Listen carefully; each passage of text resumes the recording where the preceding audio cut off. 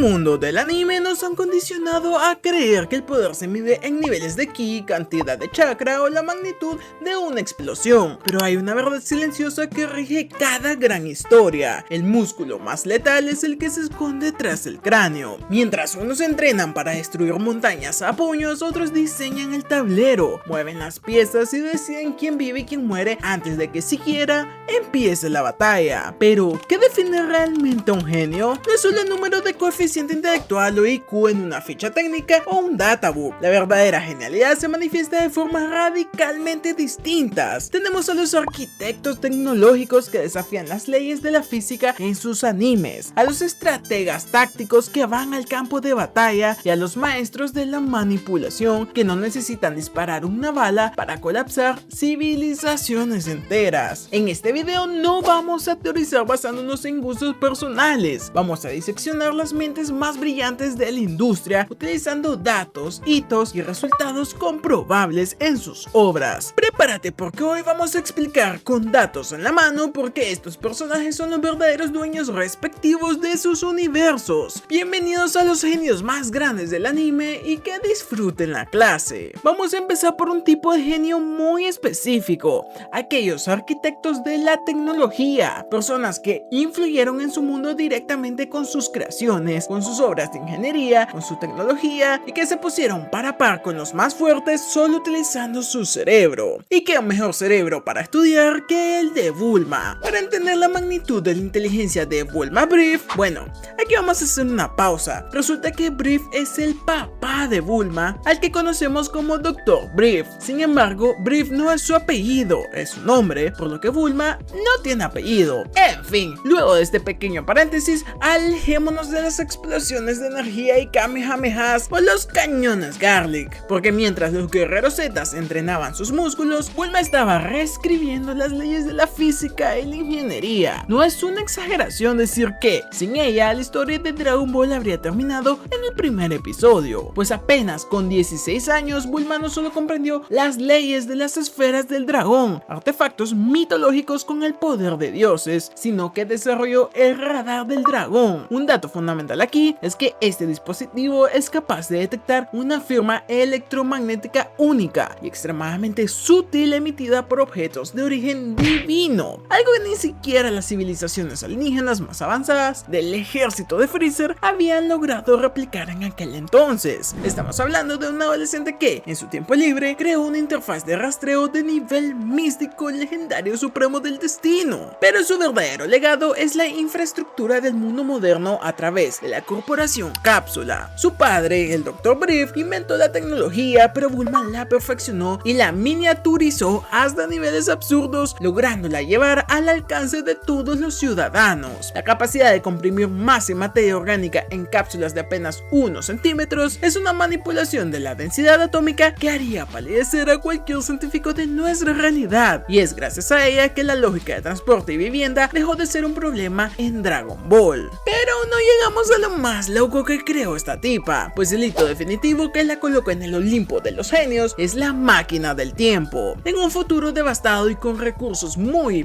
limitados, Bulma logró lo que los propios dioses de la destrucción consideran un tabú y una imposibilidad física se volviera realidad. La mente de Bulma es, sin duda, el arma más poderosa de toda la franquicia. Y aquí saltamos a otro arquitecto de la tecnología, pues si Bulma es la reina de la ingeniería y la física, el Dr. Vegapunk es el hombre que ha descifrado el código fuente de la existencia misma en el mundo de One Piece. Se dice que su intelecto está a 500 años vista, o sea, al futuro, o sea, adelantado al resto de la humanidad, y los datos respaldan esta afirmación abrumadora, pues el primer dato que te suelto es su capacidad de procesamiento. Gracias a la Nomi Nomi Nomi, el cerebro de Vegapunk posee una capacidad de almacenamiento infinita, pero lo brillante no es solo acumular los datos, ya saben cómo funcionaría una memoria fotográfica pero con capacidad infinita, sino es su capacidad de gestión a través de los Pong Records. Vegapunk fragmentó su propia conciencia en 6 satélites distintos, permitiéndole investigar, desarrollar y ejecutar múltiples proyectos científicos a escala global simultáneamente. Ha creado, en esencia, la primera red de computación en la nube biológica de la historia. Básicamente es como si este tipo tuviera todas las empresas de Elon Musk y él fuera fuera el director de todas y cada una y las hiciera funcionar. Si hablamos de hitos, Vegapunk es el responsable de estabilizar el uso de la piedra marina en los cascos de los barcos, permitiendo que la marina cruce el cinturón de la calma este de forma segura al camuflar su presencia de los reyes marinos. Esto no es solo un invento, sino que es el cambio geopolítico más importante de esa era. Pero donde Vegapunk realmente juega a ser Dios es en la creación de la biotecnología y el factor de linaje. No solo logró clonar seres vivos a la perfección, sino que con los Serafín creó las armas definitivas. Estamos hablando de híbridos que combinan la sangre de los Chichibukais con la resistencia molecular de la otra raza que son los Lunarians, y le sumamos la capacidad de replicar las habilidades de las frutas del diablo mediante la sangre verde, que es una síntesis entre química y biología. Y finalmente, porque sí, nos falta más, su mayor obsesión, la energía. Con la creación de la llama madre, Vegapunk se acercó a recrear el poder de una de las armas ancestrales. Y su objetivo final, obviamente, como ya lo sabemos, no es la guerra, sino era proporcionar energía gratuita e infinita a todo el planeta, eliminando las causas de los conflictos humanos. Vegapunk no solo era un científico, sino que un tipazo, y además el arquitecto de una utopía tecnológica que nunca se llegará a ver. Y nos movemos con otro tipo de genio, porque si Bulma y Vegapunk dominan la materia y la tecnología, Shikamaru Nara domina el tiempo y la probabilidad, pero esta vez movido al campo de batalla, a la estrategia y a la táctica en tiempo real. En el universo de Naruto, donde los ninjas suelen resolver sus conflictos a madrazos, Shikamaru es una anomalía estadística, porque sí, los resuelve a madrazos, pero también es bastante inteligente. Un shinobi que gana batallas simplemente pensando más rápido y mejor que su oponente. El dato que define su leyenda es su IQ, que es superior a los 200 puntos. Para poner esto en perspectiva, en nuestro mundo, un coeficiente de 140 ya se considera un genio. Shikamaru opera en una liga donde la realidad se fragmenta mucho. Su cerebro no funciona de forma lineal, sino que es como una supercomputadora, un supercelular, capaz de procesar más de 200 escenarios al mismo tiempo. Es como tener a 10 Magnus Carlsen trabajando al mismo tiempo en un solo cerebro. Lo más fascinante de su inteligencia es cómo utiliza su limitación. El jutsu de posesión de sombra no es una técnica de destrucción masiva, es una herramienta de precisión, por lo que sí, su técnica va bastante acorde a su personalidad y a su personaje. Shikamaru entiende que su chakra es limitado, lo que lo obliga a ser el máximo exponente de la eficiencia operativa. Su obra maestra absoluta fue el enfrentamiento contra Hidan, el miembro de Akatsuki con inmortalidad. Mientras cualquier otro ninja habría caído ante la fuerza bruta del enemigo, Shikamaru utilizó psicología inversa y logística de campo, básicamente diseñando una trampa de varios niveles que involucraba hilos invisibles, sellos explosivos y un análisis profundo de la fe del oponente y de la psique del oponente en sí. Y paso a paso logró una victoria que fue épica para el anime. Con el tiempo su inteligencia evolucionó de lo táctico a lo geopolítico, y como mano derecha del bueno de Naruto, Shikamaru se convirtió en el cerebro detrás de la paz mundial, gestionando crisis diplomáticas, vamos, lo mejor que podía. Y su genialidad reside en que, para él, la vida no es solo combates de artes marciales, jutsus, kunai, sino una partida de shogi eterna, donde el sacrificio de una pieza siempre es un paso calculado para llegar al jaque mate definitivo. Si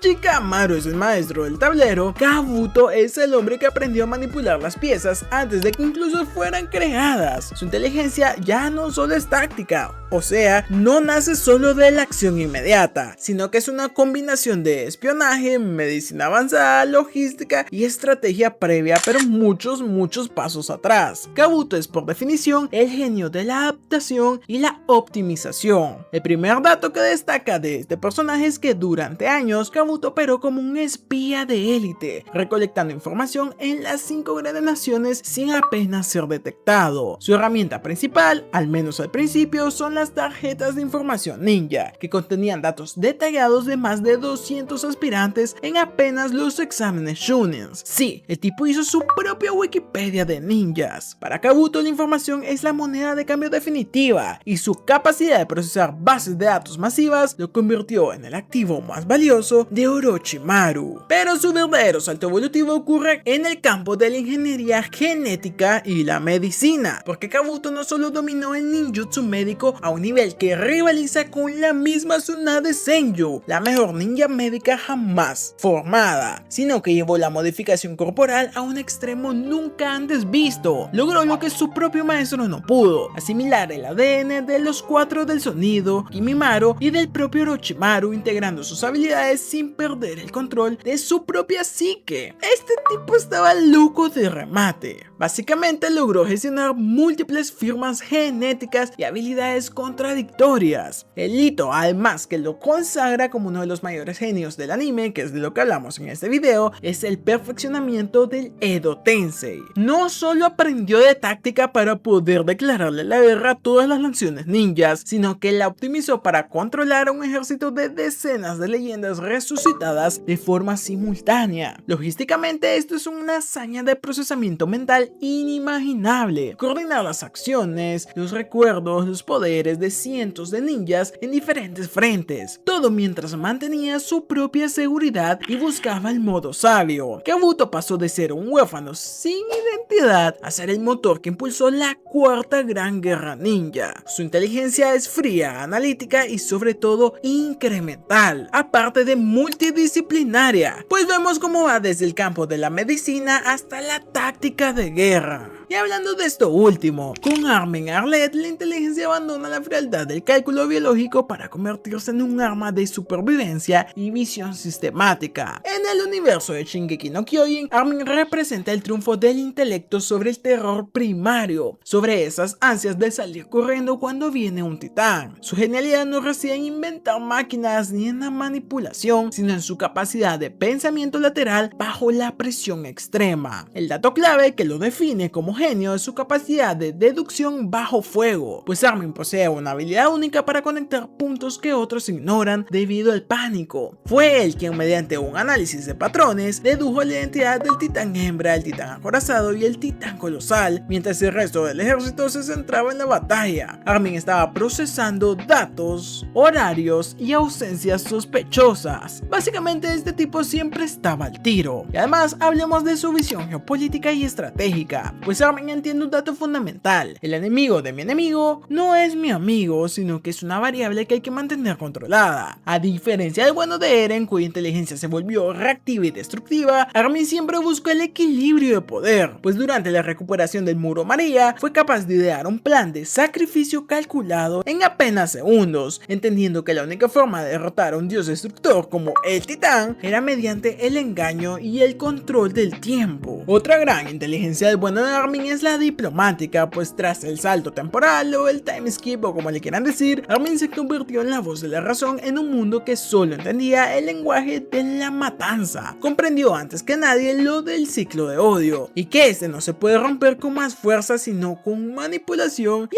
hablando las cosas. Su capacidad para predecir las reacciones de las naciones extranjeras y diseñar estrategias, la verdad es que fue bastante épico y sin ninguna duda fue el sucesor de Erwin Smith. Podemos decir que de todos los genios de este video, este era el más humanista, pues no buscaba la dominación, no buscaba poder, no buscaba escalar, sino que buscaba la salida menos costosa en vidas humanas, y logró mantener la cordura y la claridad táctica mientras cargaba con el peso de la destrucción masiva de tantas y tantas personas. Y ahora nos vamos con una inteligencia evolutiva, algo que se podría decir que se creó artificialmente. Empecemos con Meruem, el rey de las hormigas quimeras. Nos enfrentamos a la inteligencia en estado biológico más puro, la evolución acelerada. A diferencia de los genios humanos de este top que pasan décadas estudiando, Meruem nació con una mente diseñada para la supremacía absoluta, funcionando no solo como un estratega, sino como una supercomputadora orgánica capaz de asimilar siglos de conocimientos en cuestión de horas. El dato que mejor ejemplifica su capacidad es su procesamiento paralelo y aprendizaje exponencial. Recordemos que nada más nacer, su cerebro ya superaba la capacidad de cualquier otro genio humano, pero lo verdaderamente aterrador fue su incursión en los juegos de mesa estratégicos. En un solo día, Meruem fue capaz de leer los manuales, entender las reglas y derrotar a los campeones nacionales de cada disciplina. No ganaba por suerte, sino porque su mente analizaba millones millones de combinaciones por segundo, identificando los patrones que previamente había memorizado uno tras otro sin parar, además de su capacidad de adaptación táctica, pues durante su enfrentamiento contra Isaac Netero, el usuario de NEN más poderoso visto hasta entonces, al menos de parte de los humanos, Meruem demostró por qué es un genio del análisis, pues en medio de una lluvia de miles de golpes imperceptibles para el ojo humano, Meruem no entró en pánico y en lugar de eso utilizó el combate como una ecuación de probabilidad. Analizó el ritmo, el movimiento, de dónde él sentía cada golpe y localizó lo que podríamos llamar como la única aguja en un pajar. Logró descifrar el patrón de movimiento de Netero para así vencerlo de una vez por todas. Sin embargo, podríamos decir que un hito más profundo de su inteligencia es su parte filosófica, pues a través de sus partidas con Komugi en Gungi, Meruem comprendió un dato que a muchos genios se les escapa, que la inteligencia lógica no lo es todo, pues desarrolló una comprensión de la empatía, logró entender el valor de la vida y la complejidad social solamente en un jueguito de mesa con una niña, una anciana. La verdad es que nunca supe qué era. En fin, su inteligencia final no fue solo la de un conquistador, sino la de un ser que comprendió la naturaleza de la existencia humana. ¿Y qué tal si nos vamos con Aya no Koji Kiyotaka? Llegamos a uno de los ejemplos más extremos de la inteligencia holística y el control total, creado en la White Room, un centro de entrenamiento diseñado para eliminar las debilidades humanas. Aya no Koji no solo es inteligente, es el resultado de un experimento de optimización humana, es decir, que no fue natural, sino que fue creado. Su mente no funciona para resolver problemas, sino para configurar la realidad a su conveniencia. El dato que separa a Aya no Koji de cualquier otro estudiante es su omnisciencia técnica. ¿A qué me refiero con esto? A que posee conocimientos avanzados en muchas áreas: caligrafía, música, artes marciales, física teórica, etc. Sin embargo, vemos otra parte de su genialidad, y es que oculta los datos. En su examen de ingreso, por ejemplo, obtuvo exactamente 50 puntos en todas las asignaturas. Esto no fue coincidencia, sino que requiere una capacidad de cálculo superior para saber qué responder exactamente, para sacar la nota que él necesitaba o quería. Es un tipo de arquitecto social, pues este tipo ve a los seres humanos como herramientas, no metafóricamente, sino realmente lo ve como utilidades. En la estructura de la preparatoria ha demostrado una capacidad aterradora para predecir el comportamiento de la gente. Puede orquestar la caída de líderes de la clase moviendo simplemente un hilito o utilizando un chantaje, y eso sin hablar por supuesto de su eficiencia de recursos, pues siempre está utilizando el mínimo esfuerzo necesario para obtener el mayor beneficio posible. Además, su capacidad analítica en tiempo real, que es casi sobrehumana, pues es capaz de desglosar las reglas de exámenes complejos y encontrar vacíos legales o fallos en el sistema en cuestión de apenas minutos. Pues mientras otros intentan seguir las reglas, Aya no Koji ya ha encontrado la forma de hackear todo sin dejar rastro alguno. Pero ¿qué tal si nos vamos a una inteligencia más confrontativa? De uno contra uno, de te estoy ganando la partida. Vámonos con L. Lo encontramos más en el terreno de la inteligencia deductiva pura y el análisis probabilístico. L no es solo un detective común, sino que más bien es como un procesador de datos humanos que opera mediante una metodología muy pero que muy marcada. El dato que mejor define su ingenio podríamos decir que es su capacidad de deducción de sospechosos. Por ejemplo, al inicio del caso Kira, él se enfrentaba a una amenaza global, invisible y sobrenatural, y en cuestión de días y utilizando únicamente un televisor, una transmisión segmentada y un señuelo, él logró reducir el radio de búsqueda de todo el planeta a una región bastante específica de Japón. Además, tenemos su pensamiento estadístico. Él